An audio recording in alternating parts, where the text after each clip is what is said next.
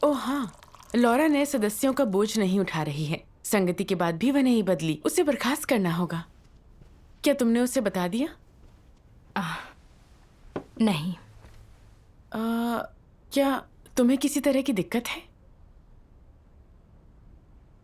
तुम्हें तो पता ही है, लॉरा को मैं एक अरसे से जानती हूँ और उसकी सहयोगी रही हूँ।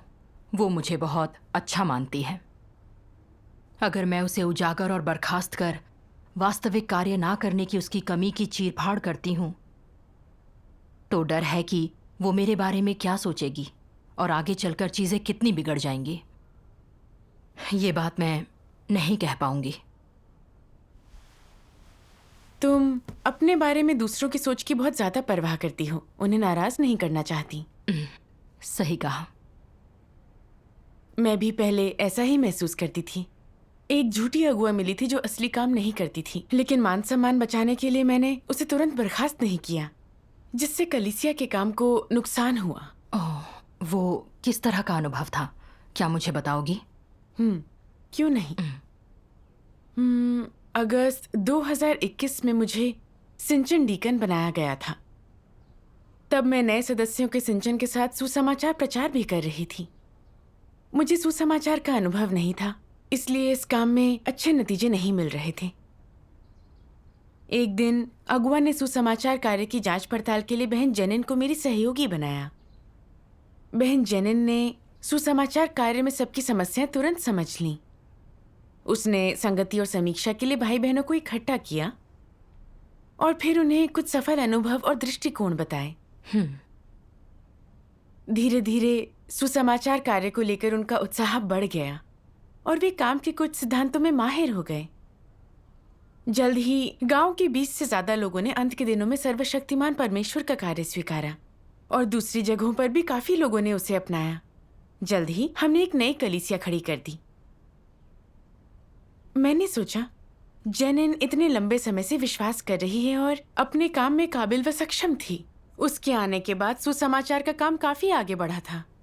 मैं सच में उसे सराहने लगी।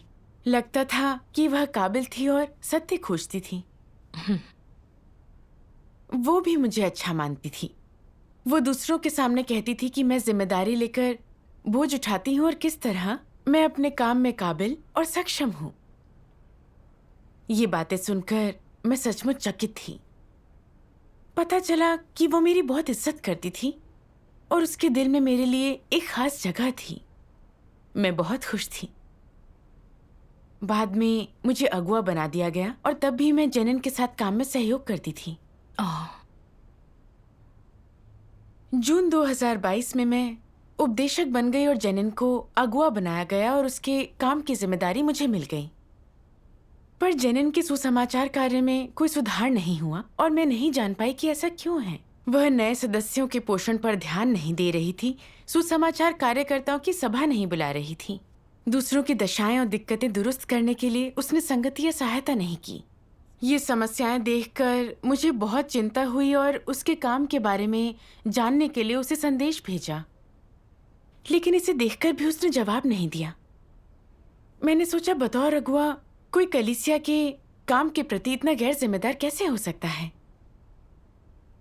मेरा पारा चढ़ गया। मैं उससे निपटना और उसकी समस्याएं उजागर करना चाहती थी, पर यह सोचकर रुक गई कि हमने पहले कितने अच्छे से सहयोग किया था।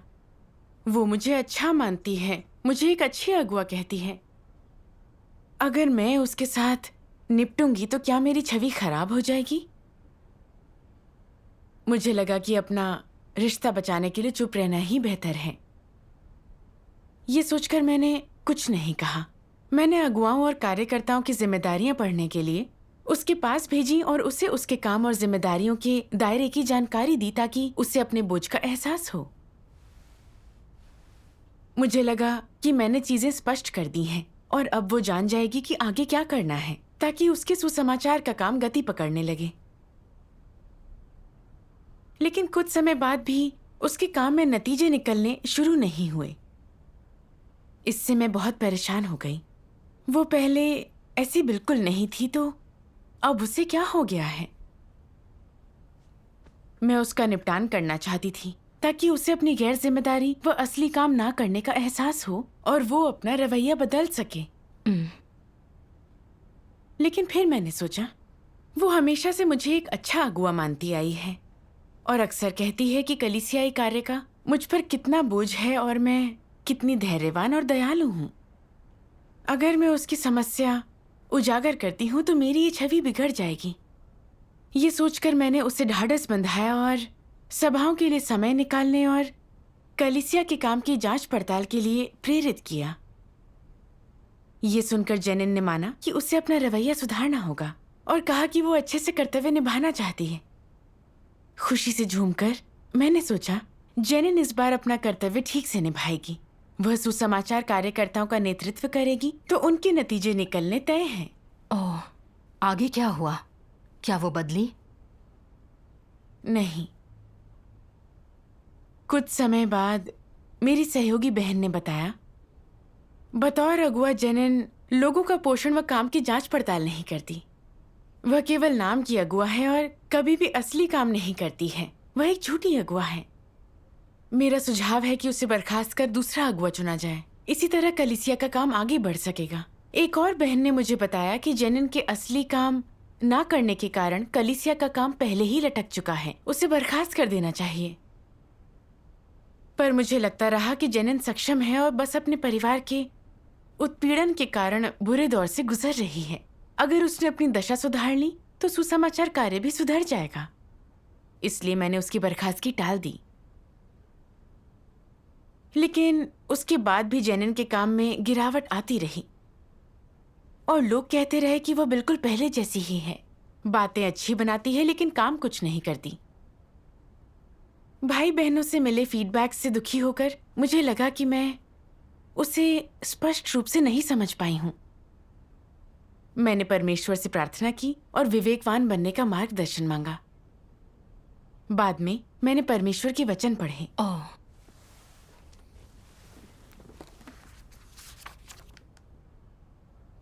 कोई ये कैसे तय कर सकता है कि क्या अगुआ अपनी जिम्मेदारियां निभा रहे हैं या कहीं वे नकली अगुआ तो नहीं?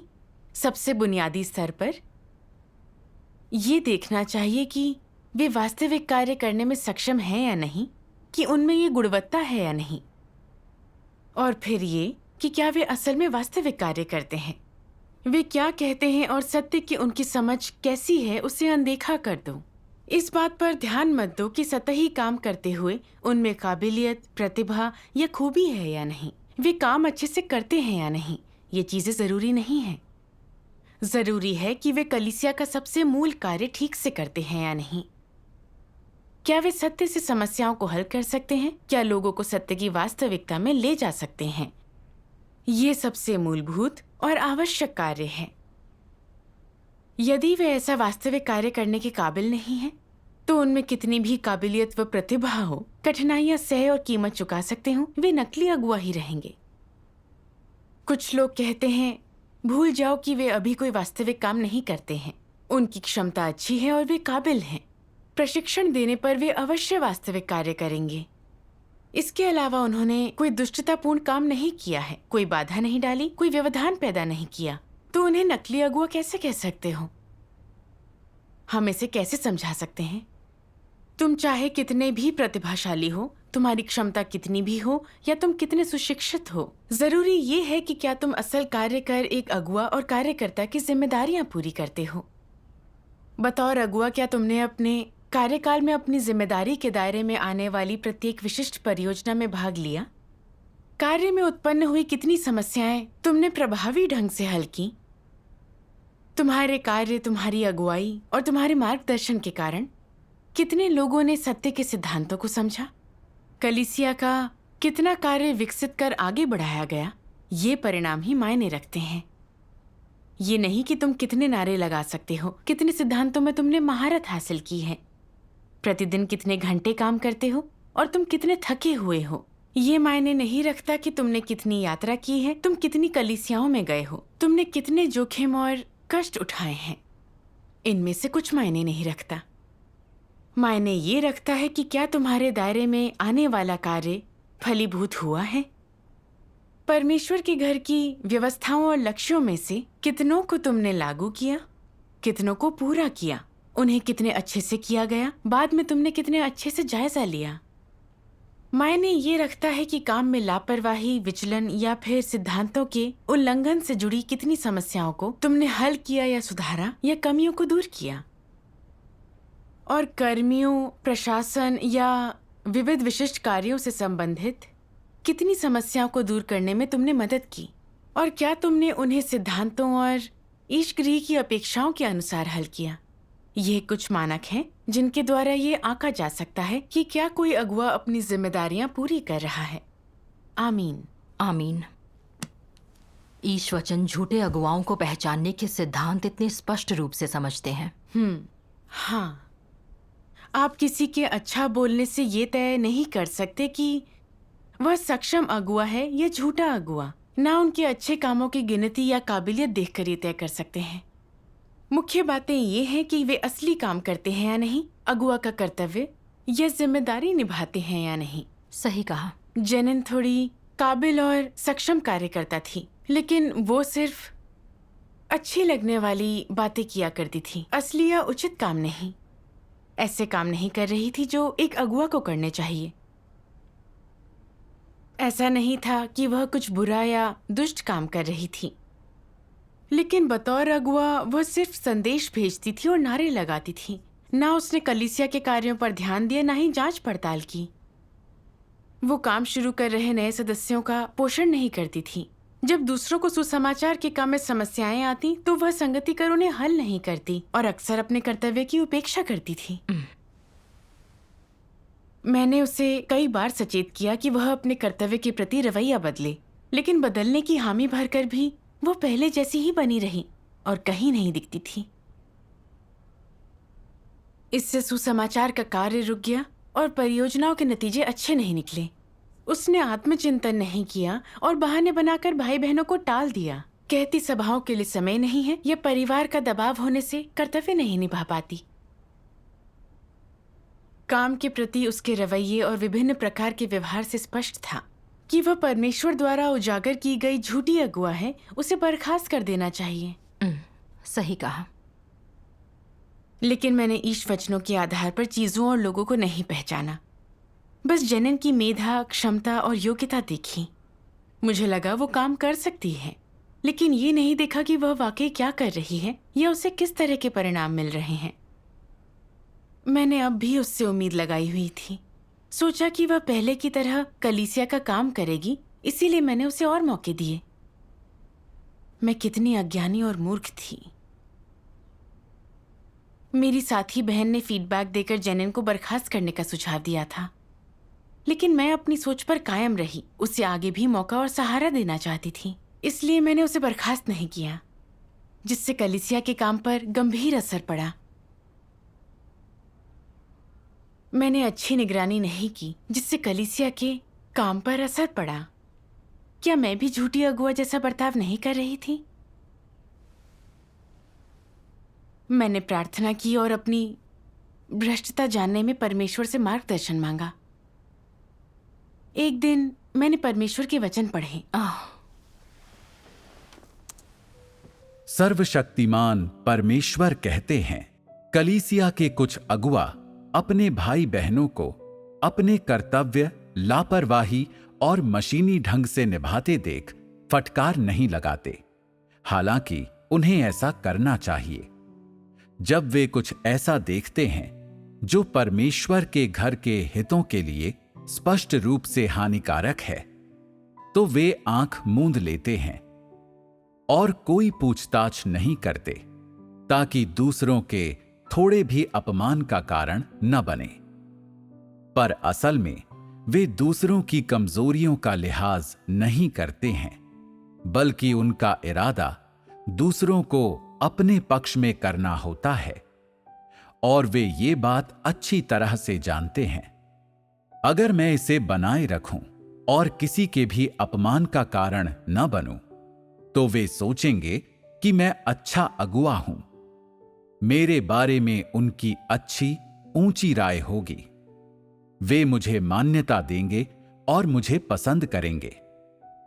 परमेश्वर के घर के हितों को चाहे जितनी अधिक क्षति पहुंची हो और परमेश्वर के चुने हुए लोगों को उनके जीवन प्रवेश में चाहे जितना अधिक बाधित किया जाए, या कलीसिया का उनका जीवन चाहे जितना अधिक अशांत हो, ऐसे अगुआ अपने शैतानी फलसफे पर अड़े रहते हैं और किसी को नुकसान नहीं पहुंचाते। उनके दिलों में कभी भी आत्मधिक्कार का भाव नहीं होता।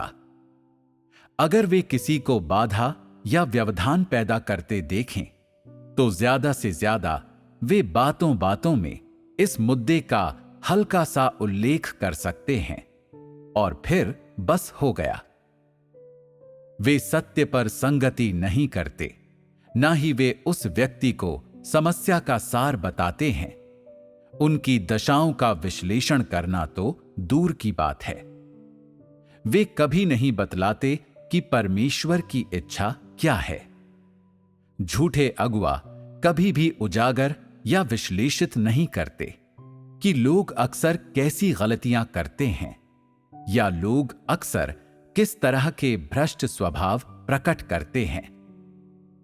वे कोई असली समस्या हल नहीं करते, बल्कि लोगों के बुरे आचरण और भ्रष्टता के प्रदर्शन को बर्दाश्त करते रहते हैं। लोग चाहे कितने भी नकारात्मक या कमजोर हों, वे कोई परवाह नहीं करते। सिर्फ सिद्धांत के थोड़े से शब्द झाड़ देते हैं, अनमने ढंग से कुछ उपदेश दे देते हैं और टकराव से बचने की कोशिश करते रहते हैं। परिणाम स्वरूप परमेश्वर के चुने हुए लोग आत्मचिंतन करके खुद को जानने की कोशिश नहीं कर पाते। अपने व्यवहार में झलकती तरह तरह की भ्रष्टता का कोई समाधान नहीं कर पाते और किसी तरह के जीवन प्रवेश के बिना सिर्फ शब्दों, जुमलों, धारणाओं और कल्पनाओं में जीते रहते हैं। वे दिल ही दिल में ये भी विश्वास करते हैं कि हमारे अगुआ को हमारी कमजोरियों की परमेश्वर से भी ज्यादा समझ है। हमारा आध्यात्मिक कद परमेश्वर की अपेक्षाओं पर खरा उतरने की दृष्टि से काफी छोटा हो सकता है, लेकिन हमें केवल अपने अगुआ की अपेक्षाएं पूरी करने की आवश्यकता है। अपने अगुआ का आज्ञा पालन करके हम परमेश्वर का आज्ञा पालन करते हैं।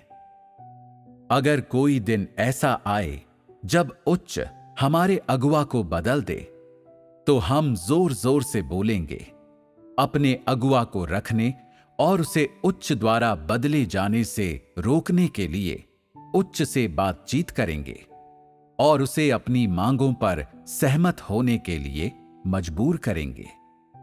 इस तरह हम अपने अगुआ के साथ उचित व्यवहार करेंगे।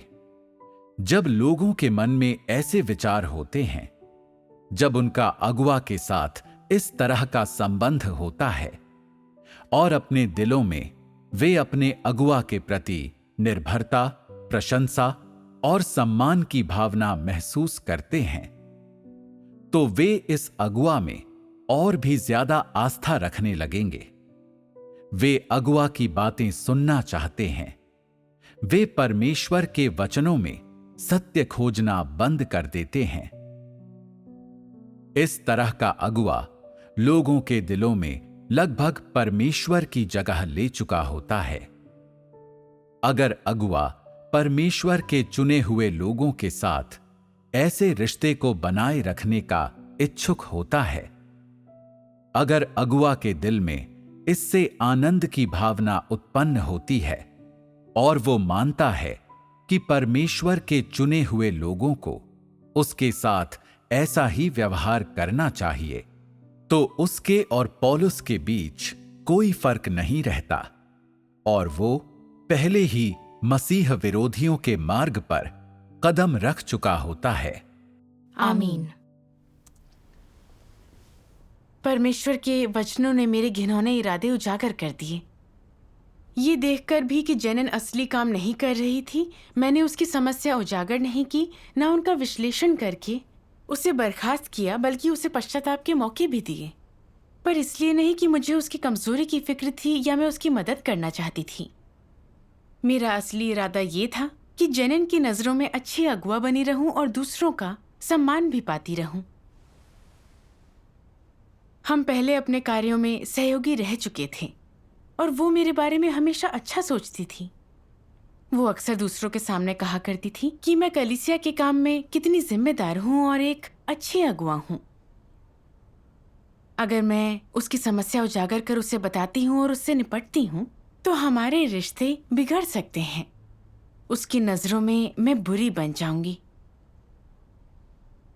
जेनिन की नजरों में अच्छी अगुआ बनी रहने के लिए मैंने उसका निपटान नहीं किया, उसकी समस्याएं उजागर नहीं की, ना उसके कार्यों व आचरण का विश्लेषण किया जिससे वह अपनी समस्याएं जानकर अपने तरीके सुधार सके। मैंने उसे बस सांत्वना और थोड़ी सलाह दी, सभाओं में भाग लेने और जांच पड़ताल के लिए प्रोत्साहित कर बाकी चीजों को अनदेखा कर दिया। मेरी सहयोगी बहन ने कई बार सिद्धांतों के अनुरूप जेनिन को बर्खास्त करने के लिए कहा, लेकिन मुझे चिंता हुई कि इससे वह नाराज हो जाएगी और मैं उसकी नजरों में बुरी बन जाऊंगी, इसलिए उसे बर्खास्त करने में देरी की।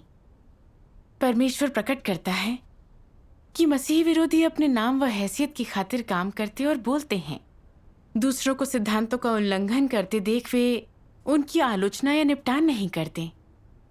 उनका लक्ष्य लोगों के दिलों में जगह बनाना, सम्मान हासिल करना और उन्हें अपने सामने लाना झुकाना होता है।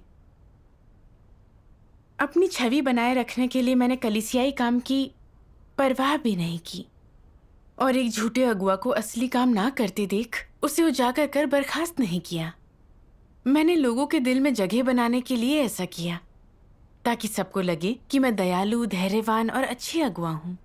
अपना काम इस तरह करके मैं ना तो भाई बहनों की मदद कर रही थी और ना ही उन्हें नैतिक बना रही थी। इससे ना तो वे सत्य समझते, ना ही परमेश्वर की शरण में आ पाते, बल्कि इससे वे मेरे सामने झुककर मेरी पूजा प्रशंसा करते। इस तरह लोगों को गुमराह कर और उनके दिल जीतकर मैं मसीह विरोधी रास्ते पर चल रही थी। मैंने कलीसिया से निकाले गए उन मसीह विरोधियों के बारे में सोचा जिन्हें उजागर कर बहिष्कृत किया गया था। अगर मैं पश्चाताप या खुद को बदले बिना इसी तरह आगे बढ़ती रही तो मुझे भी उनकी तरह बहिष्कृत कर दिया जाएगा। हाँ, मुझे लगता था ये अपने बारे में दूसरों की राय को अधिक महत्व देने भर का मामला है और ये मेरे लिए समस्या नहीं थी। तुम्हारी संगति से एहसास हुआ कि अगर स्थिति को फौरन न सुधारा गया तो हम आसानी से लोगों को गुमराह कर मसीह विरोधी बन सकते हैं। सही कहा। ये सोच मैंने प्रार्थना की और अपनी नाकामियों के मूल कारणों पर आत्मचिंतन करने के लिए मार्गदर्शन मांगा। बाद में मैंने ईश वचन का एक अंश पढ़ा। सर्वशक्तिमान परमेश्वर कहते हैं, जब कुछ घटित होता है तो तुम एक जीवन दर्शन के अनुसार जीते हो और सत्य का अभ्यास नहीं करते। तुम हमेशा दूसरों को ठेस पहुंचाने से डरते हो, लेकिन परमेश्वर को ठेस पहुंचाने से नहीं डरते। यहां तक कि अपने पारस्परिक संबंधों की रक्षा के लिए परमेश्वर के घर के हित भी त्याग दोगे। इस तरह कार्य करने के क्या परिणाम होते हैं? तुम अपने पारस्परिक संबंध तो अच्छी तरह से सुरक्षित कर लोगे, लेकिन परमेश्वर को नाराज कर दोगे और वो तुमसे घृणा कर तुम्हें अस्वीकृत कर देगा और तुमसे गुस्सा हो जाएगा। कुल मिलाकर इनमें से कौन सी चीज बेहतर है? अगर तुम नहीं बता सकते तो तुम पूरी तरह से भ्रमित हो। यह साबित करता है कि तुम्हें सत्य की थोड़ी सी भी समझ नहीं है। अगर तुम इस समस्या को कभी न समझते हुए ऐसे ही चलते रहे तो वास्तव में खतरा बहुत बड़ा है और अंत में तुम सत्य प्राप्त करने में असमर्थ होगे। वो तुम ही होगे जिसे नुकसान होगा। अगर तुम इस मामले में सत्य की खोज नहीं करते और असफल हो जाते हो, तो क्या तुम भविष्य में सत्य खोज पाओगे? अगर तुम अभी भी ऐसा नहीं कर सकते, तो ये अब नुकसान उठाने का मुद्दा नहीं रहेगा। अंततः तुम्हें बाहर कर दिया जाएगा। अगर तुम्हारे पास एक नेक व्यक्ति होने की प्रेरणाएं और दृष्टिकोण हैं, तब तुम सभी मामलों में सत्य का अभ्यास और सिद्धांतों का पालन नहीं कर पाओगे। तुम हमेशा असफल होकर नीचे गिरोगे। यदि तुम जागरूक नहीं होते और कभी सत्य नहीं खोजते, तो तुम गैर विश्वासी हो और कभी सत्य और जीवन प्राप्त नहीं कर पाओगे। तब तुम्हें क्या करना चाहिए? इस तरह की चीजों से सामना होने पर तुम्हें प्रार्थना में परमेश्वर को पुकारना चाहिए, उद्धार के लिए विनती करनी चाहिए और मांगना चाहिए कि परमेश्वर तुम्हें अधिक आस्था और शक्ति दे, तुम्हें समर्थ बनाए कि तुम सिद्धांत का पालन करो। वो करो जो तुम्हें करना चाहिए। चीजों को सिद्धांत के अनुसार संभालो। अपनी बात पर मजबूती से खड़े रहो। परमेश्वर के घर के हितों की रक्षा करो और परमेश्वर के घर के कार्य को होने वाले किसी भी नुकसान को रोको। अगर तुम अपने हितों को, अपनी प्रतिष्ठा और एक नेक व्यक्ति होने के दृष्टिकोण को छोड़ने में सक्षम हो, और अगर तुम एक ईमानदार, संपूर्ण हृदय के साथ वो करते हो जो तुम्हें करना चाहिए, तो तुमने शैतान को हरा दिया है और तुमने सत्य के इस पहलू को हासिल कर लिया है। यदि तुम हमेशा शैतान के फलसफे के अनुसार जीते हो, दूसरों के साथ अपने संबंध बनाए रखते हो और कभी सत्य का अभ्यास नहीं करते, सिद्धांतों का पालन नहीं करते, तो क्या तुम अन्य मामलों में सत्य का अभ्यास कर पाओगे? तुम में न तो आस्था होगी और न ही शक्ति होगी। यदि तुम सत्य नहीं खोजते या स्वीकार नहीं करते, तो क्या परमेश्वर में ऐसी आस्था से तुम सत्य प्राप्त कर पाओगे? और यदि तुम सत्य प्राप्त नहीं कर सकते, तो क्या तुम बचाए जा सकते हो? नहीं बचाए जा सकते। यदि तुम हमेशा शैतान के फलसफे के अनुसार जीते हो, सत्य की वास्तविकता से पूरी तरह वंचित रहते हो, तो तुम कभी भी नहीं बचाए जा सकते। ये बात तुम्हें स्पष्ट होनी चाहिए कि उद्धार के लिए सत्य प्राप्त करना एक आवश्यक शर्त है। तो फिर तुम सत्य कैसे प्राप्त कर सकते हो? यदि तुम सत्य का अभ्यास कर सकते हो, सत्य के अनुसार जी सकते हो और सत्य तुम्हारे जीवन का आधार बन जाता है, तो तुम सत्य प्राप्त कर जीवन पालोगे। तब तुम बचाए जाने वाले लोगों में से एक होगे। आमीन। परमेश्वर के वचनों से मैंने जाना कि कलीसिया के काम की परवाह ना करके अपनी हैसियत, छवि और रिश्ते बचाने का मुख्य कारण ये था कि मैं लोगों को खुश करने वाले सांसारिक दर्शन से बहुत प्रभावित थी। मैं ऐसे शैतानी विचारों से प्रभावित थी जैसे कि अच्छे दोस्तों की गलतियों पर खामोश रहने से दोस्ती अच्छी और लंबी होती है, और जिनके साथ रहना है उनसे अच्छे रिश्ते बनाओ। अगर हम चाहते हैं कि दूसरे हमारी तारीफ करें, तो हमें भला बनना चाहिए, गुस्सा नहीं करना चाहिए, देखकर भी दूसरों की समस्याओं को अनदेखा कर देना चाहिए और किसी के साथ कठोर नहीं होना चाहिए। किसी को नाराज मत करो, तब सब आपको पसंद करेंगे। मैं लोगों को खुश करने वाले इन विचारों के साथ जीती थी। जेनिन को असली काम ना करते देख, ना तो मैंने उसे उजागर किया, ना ही निपटान। मैंने अपनी प्रतिष्ठा और छवि बचानी चाहिए, लेकिन क्योंकि मैंने जेनिन की समस्याओं को उजागर करके उसे बर्खास्त नहीं किया था, इसलिए सुसमाचार के काम में देरी हुई। मैंने अपनी प्रतिष्ठा, हैसियत और अपने रिश्ते को अपने कर्तव्य पर तरजीह दी। अपनी छवि और हैसियत बचाने के लिए कलीसियाई काम को बिल्कुल भी नहीं बचाया। मैं स्वार्थी और घृणित थी। लोगों को खुश करने वाले विचारों ने मुझे काफी धूर्त, कुटिल और अमानवीय बना दिया था। तुम्हारी संगति से मैं समझी कि अगर मैं लॉरा के असली काम की कमियों को उजागर कर उसकी चीरफाड़ ना करूं या उसे बर्खास्त ना करूं, तो मैं सांसारिक लोगों को खुश करने के विचारों पर चलकर कलीसिया के काम में विफल रहूंगी। बिल्कुल। ईश वचन कहते हैं, मध्य मार्ग से चिपके रहने वाले कपटी होते हैं। वे किसी का अपमान नहीं करते। वे लोगों को खुश रखते हैं, सबसे सहमत होते हैं। कोई उनकी असलियत नहीं जान सकता। ऐसा व्यक्ति एक जीवित शैतान है। परमेश्वर खुशामद पसंद लोगों से घिन कर उन्हें नापसंद करता है। खुशामद करने वाले विचारों पर चलकर आप ना तो सत्य हासिल कर सकते हैं, ना ही बचाए जा सकते हैं। हाँ, ये एहसास होने पर मैं खासी डर गई। मुझे पता था कि मैंने परमेश्वर के प्रति अपराध किया है, और अगर मैंने अपनी दशा सुधार कर पश्चाताप नहीं किया तो परमेश्वर मुझे त्याग कर बहिष्कृत करेगा। सही कहा। इसकी प्रकृति और परिणाम बेहद गंभीर हैं। ईश वचनों ने मुझे अभ्यास का मार्ग भी दिखाया कि मैं जब भी अपने नाम और प्रतिष्ठा की रक्षा करने की सोचूं, तो मुझे परमेश्वर से शक्ति मांगकर सिद्धांतों के अनुरूप काम करना चाहिए और सच्चे दिल से अपना कर्तव्य निभाना सीखना चाहिए। इससे भाई बहनों के जीवन प्रवेश में ही नहीं बल्कि कलीसिया के काम में भी लाभ होता है। मैंने परमेश्वर से प्रार्थना की कि मैं सत्य का अभ्यास करूं और कलीसियाई हितों की रक्षा करूं।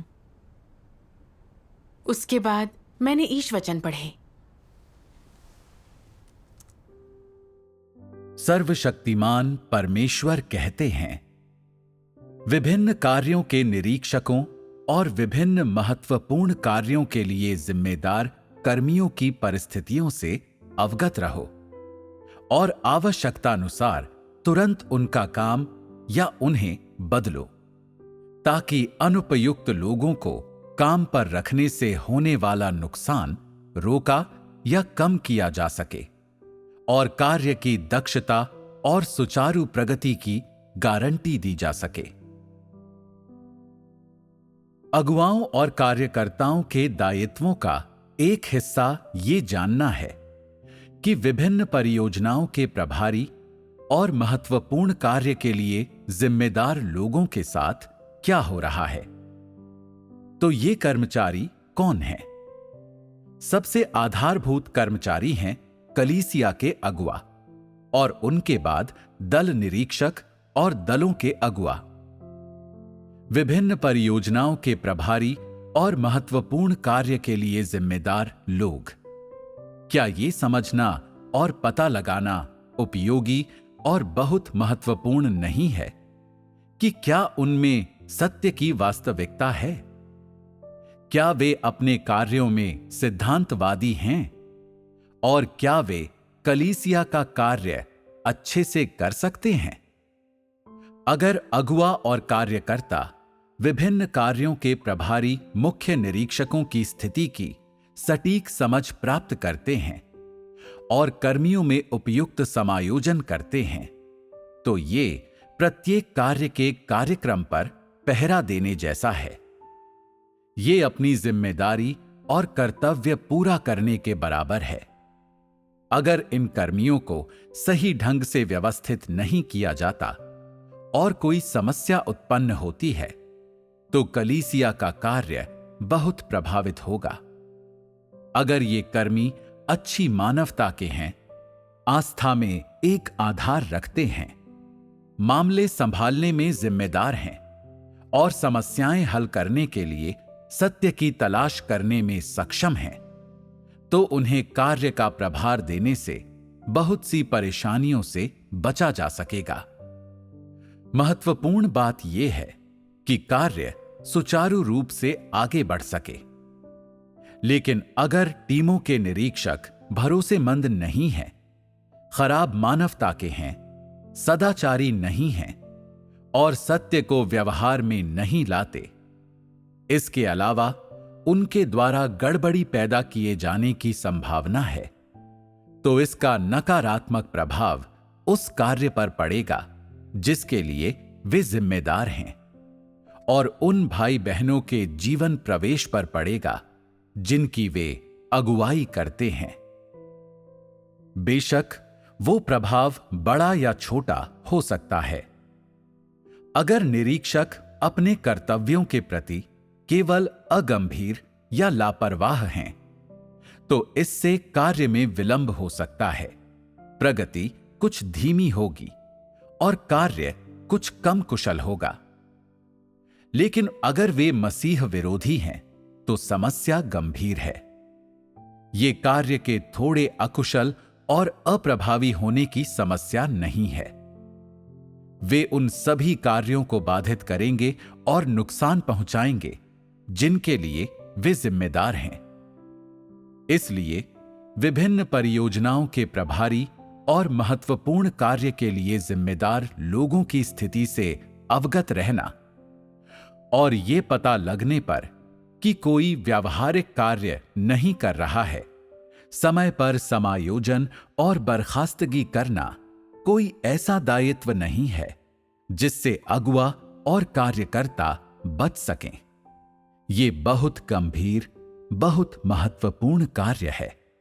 अगर अगुवा और कार्यकर्ता विभिन्न परियोजनाओं के प्रभारी और महत्वपूर्ण कार्य के लिए जिम्मेदार लोगों के व्यक्तित्व और सत्य और अपने कर्तव्य के प्रति उनके दृष्टिकोण के साथ साथ हर अवधि के दौरान और हर चरण में उनकी अवस्थाओं और अभिव्यक्तियों से अवगत रह सकें और परिस्थितियों के अनुसार उन लोगों का तुरंत समायोजन कर सकें या उन्हें संभाल सकें, तो काम व्यवस्थित रूप से आगे बढ़ सकता है।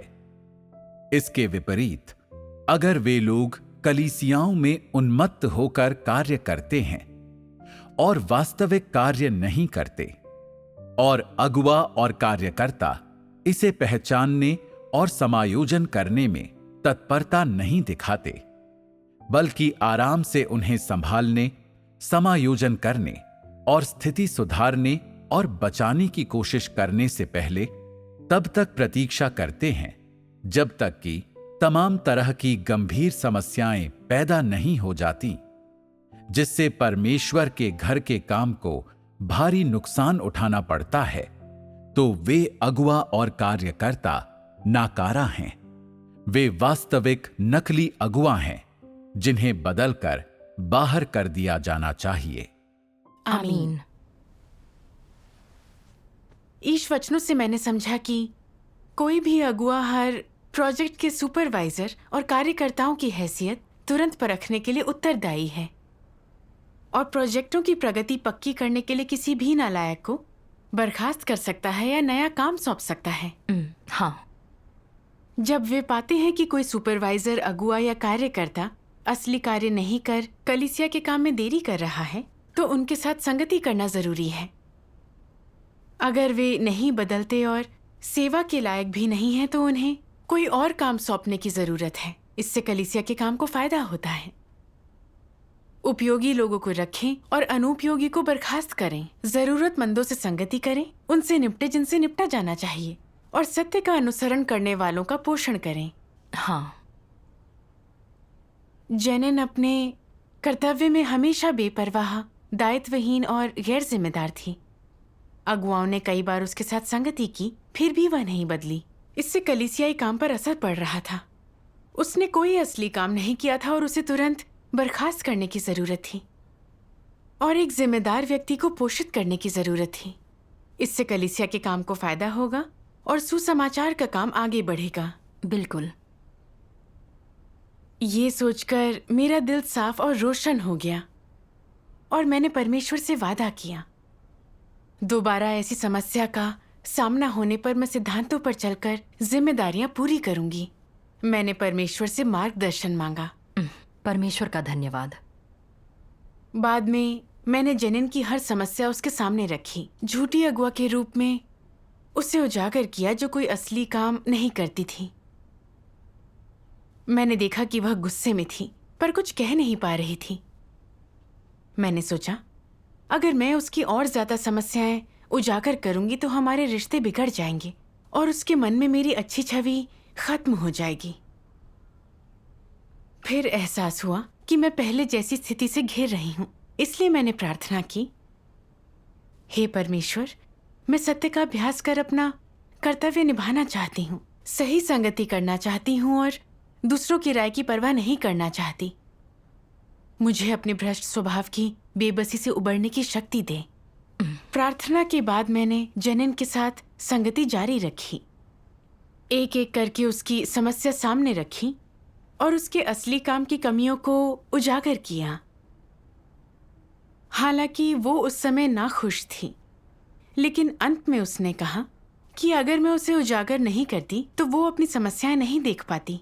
उसने अपनी भ्रष्टता स्वीकारते हुए कहा कि वह बदलना चाहती है और कलीसिया उससे जो भी बर्ताव करना चाहेगी वो उसे मान लेगी। ये अच्छा है। उसके मुंह से ये सुनकर मैंने परमेश्वर को धन्यवाद दिया। परमेश्वर के वचनों पर चलने से जैसा मैं सोच रही थी मेरे रिश्ते नहीं बिगड़े और मैंने शांति और सहजता का एहसास किया। बहुत खूब। जेनिन को बर्खास्त करने के बाद हमने एक दूसरे भाई को चुना। उसने अपने कर्तव्य का बोझ उठाया और सुसमाचार फैलाने में दूसरों का नेतृत्व किया। कुछ समय बाद सुसमाचार का काम जोर पकड़ने लगा। परमेश्वर का धन्यवाद। इस अनुभव ने मुझे एहसास कराया कि शैतानी स्वभाव पर भरोसा करना खुद को तो नुकसान पहुंचाएगा ही, काम को भी प्रभावित करेगा। ईश वचनों और सत्य के सिद्धांतों के अनुसार कर्तव्य निभाना ही परमेश्वर की इच्छा के अनुरूप है। परमेश्वर का धन्यवाद। तुम्हारा ये अनुभव वाकई अच्छा है और इसने मेरी बहुत मदद की। मैं जान गई हूँ कि आगे अभ्यास कैसे करना है। परमेश्वर का धन्यवाद।